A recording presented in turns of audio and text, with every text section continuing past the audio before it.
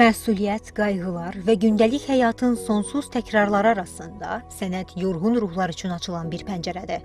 Bu sehirli pəncərədən boylanan Rəna Hüseynxanova da vurduğu kağız zolaqlarla ruha toxunan sənət əsərləri yaradır.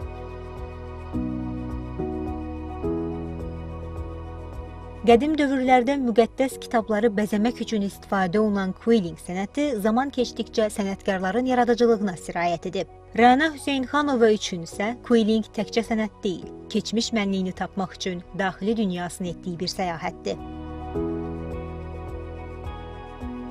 Uşaq vaxtımda mən çox rəsm işlərlə məşğul olmaq istəyirdim. Mən uşağım balaca olanda, mən uşağımı, qızımı hər bir təlimlərə ya dərslərə aparırdım və bir dəfə elan gördüm.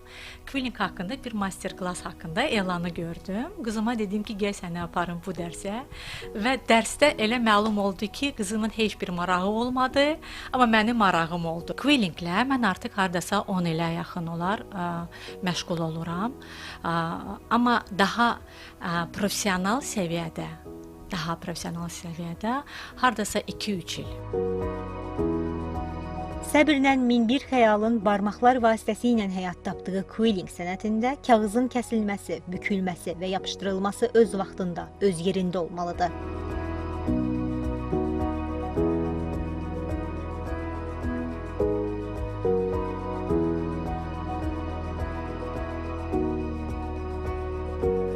Bu incə uclu iynə quilling sənətində əsas alətlərdən biridir.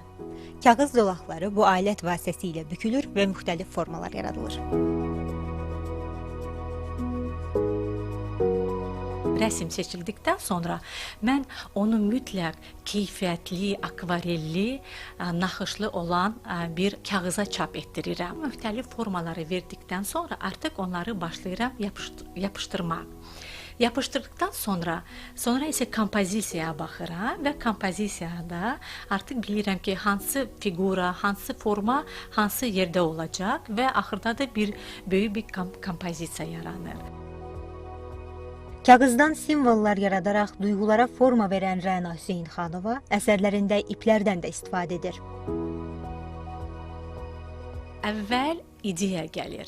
Ya da hansısa mən bir şəkilə baxaraq, mən artıq özüm üçün bilirəm ki, mən bu şəklin üstündə hansı naxışlara daha diqqət verərdim. Mən özüm seçə bilərəm. Mən saplardan bu işi yaradarım, əsər yaradarım.